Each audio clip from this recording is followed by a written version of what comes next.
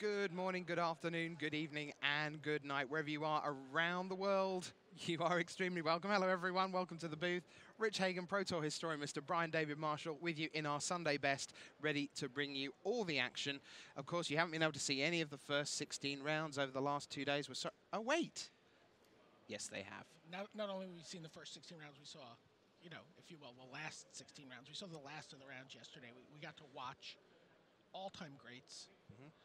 Paulo, Vitor, Damo, Rosa, and Jelger, Wiegersma fight their way into top 8 berths in Game 3, winning in matches. Yeah. I mean, just been an incredibly exciting weekend. You couldn't have asked for more than that 16 rounds of coverage, could you? I mean, we could probably just go home right now, and we'd be fine.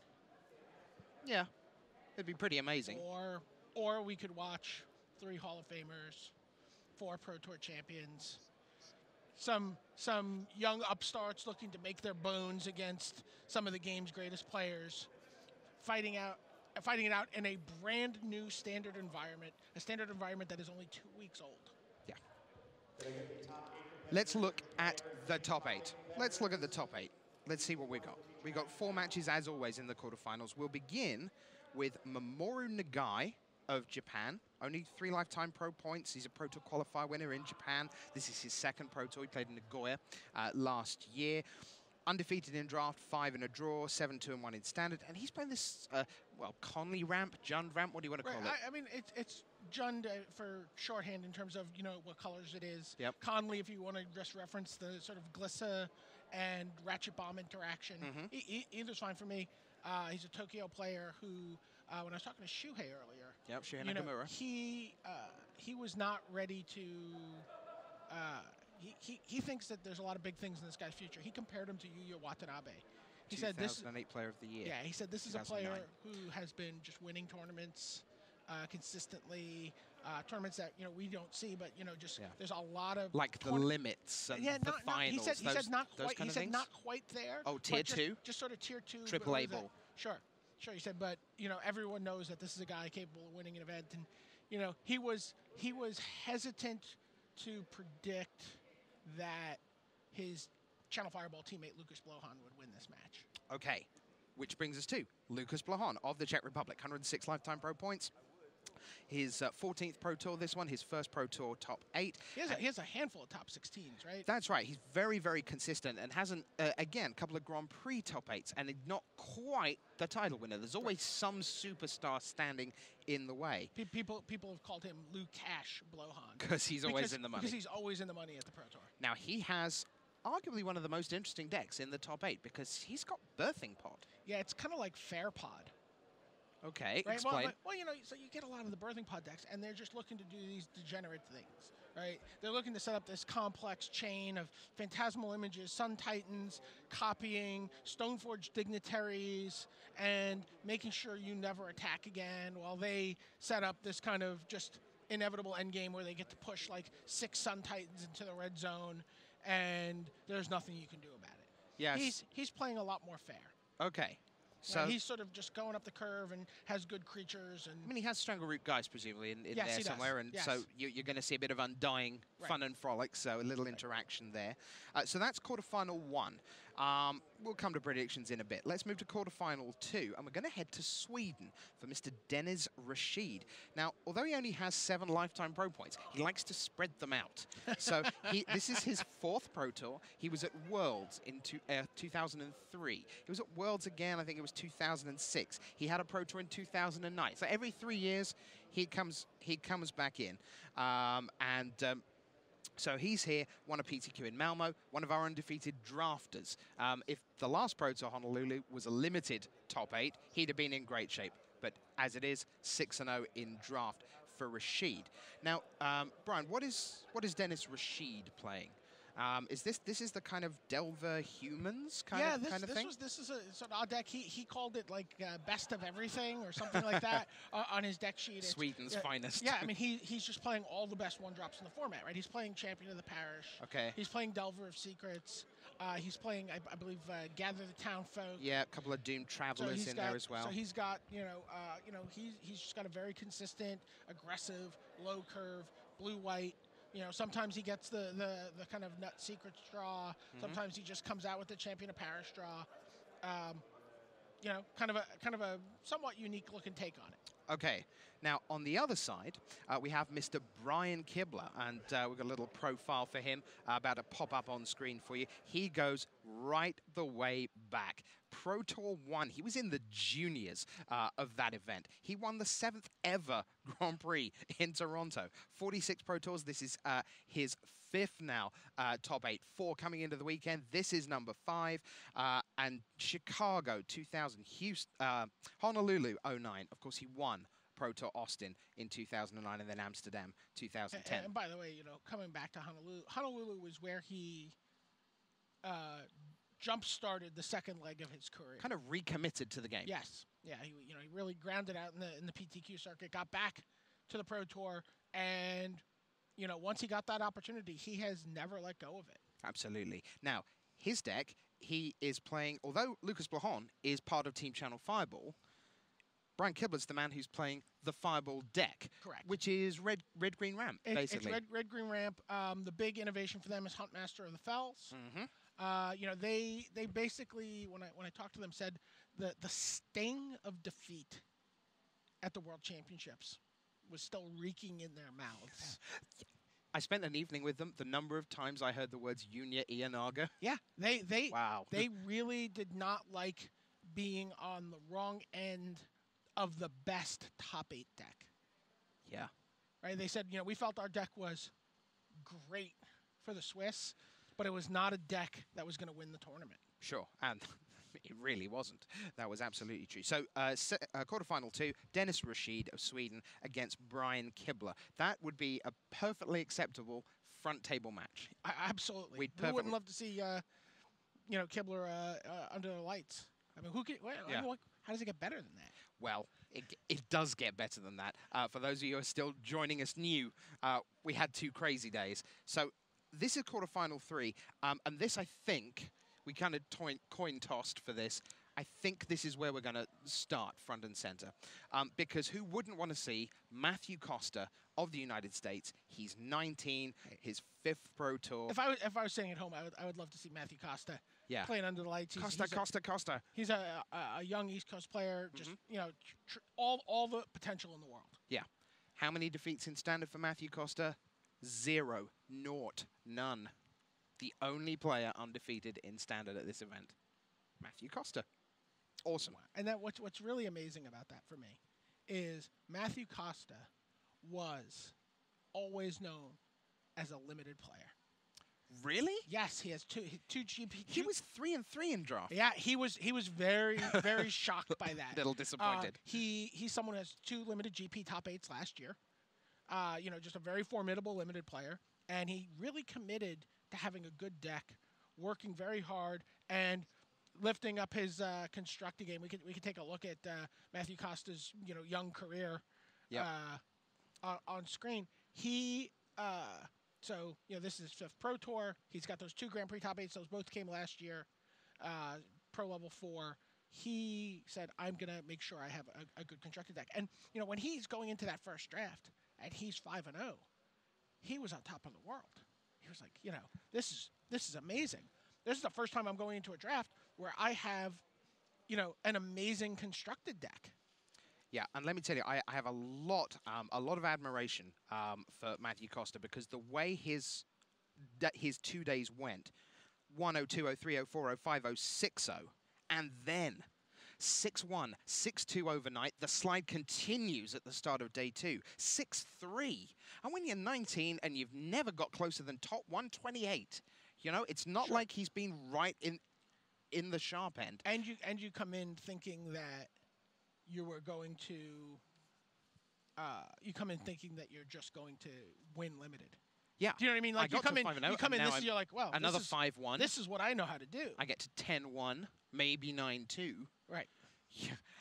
And 6-3. And then he went, no, stop the rot. And then Watsfeld, Burnett, Flora, Morel, Meng, Yaklowski, beat them all. And that meant he didn't have to play Brian Kibler in the final round. He could ID in. So that's Matthew COSTA. Playing very, very aggressive double deck. Who's he playing? He is playing against a man you may have heard of by the name of John Finkel. How many Pro Tour top 8s for him? 13. Fittingly for the Innistrad Dark Ascension format, which is revolved around the number 13, minus 13, minus 13, 13 zombie tokens, 13 Pro Tour top 8s for John Finkel. 12 coming into the weekend, and from dozen to baker's dozen. Right, and we've seen him. We've seen him hoist a trophy 3 times. New York in '98. It was an amazing. I've known John for a long time. I've known John since he was a kid coming to my game store in New York. When he was small. And when he won in New York, it was a transformative moment, and you know, a time where he really, you know, put it together. It's been amazing to watch the arc of his career. Came back after his Hall of Fame induction to play in Kuala Lumpur. Won there. Yeah, I was sad. I thought I missed the chance to be in the booth when John Finkel was going to play in the top 8. I was homesick that weekend. And now I get to do it. I'm very excited. I will admit to a fairly substantial amount of bias. Yeah, bias seems fair.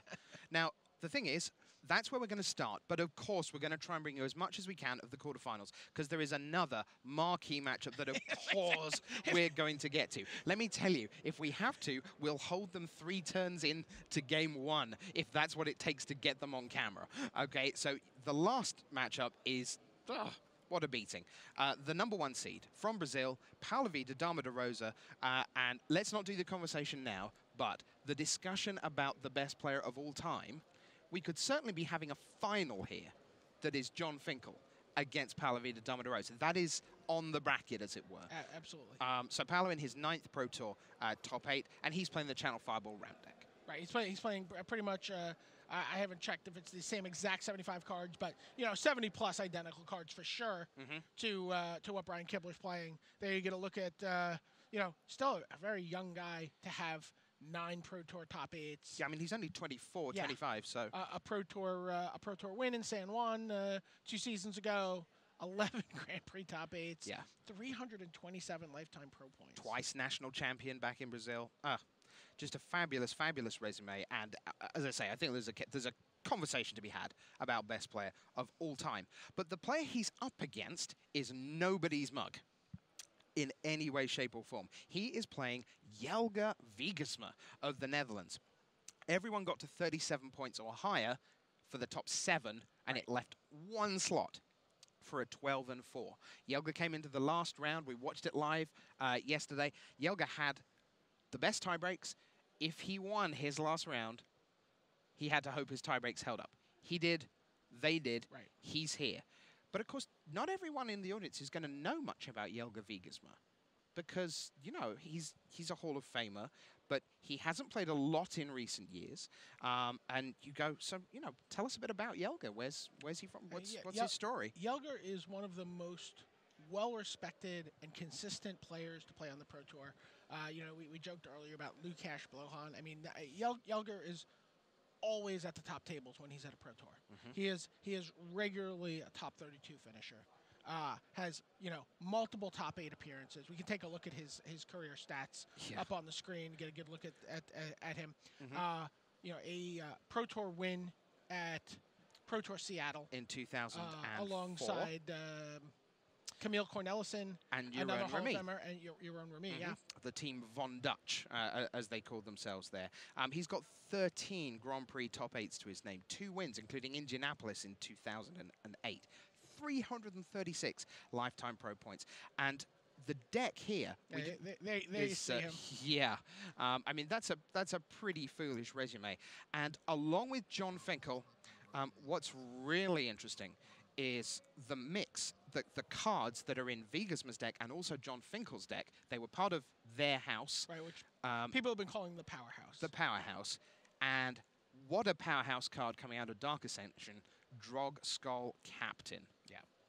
This is a Delver deck that is sort of foregoing the equipment package, the end of the Blade legacy that started in Paris last year with Clawblade. So, you know, a lot of people are playing swords or Runecaster's Pikes, you know, and various, you know, I don't know, I'm sure someone Batterskulled up there, Delver somewhere. You know, people are just like, yeah, it's equipment, throw it on there. And like, no, you know what, we don't want equipment. We don't want to be vulnerable to, you know, enchantment and artifact removal. We think everyone's going to be going that route. They found that they could make the mana work with the help of Evolving Wilds for Lingering Souls. Right. And once you get to Lingering Souls, once you get to 16 1/1s, then you want some sort of way to enhance them. Drogsoul Captain means they are hexproof. It means they're bigger and badder than what's across the table from them. And certainly we found yesterday and throughout the standard rounds that the Drogsoul Captain was kind of the trump against your kind of when I say old-fashioned, the 2 weeks ago Delver decks, if you will, because we certainly saw Samuel Estrati, for example, with triple mana leak down the stretch going, that's a Drogsoul Captain. Okay, I'll counterspell that. Fine. And then the second one comes along and he's starting to get to the point where the mana leaks are no longer viable. So he has to start using them on other things. And then John comes down and says, well, here's a Drogsoul Captain again.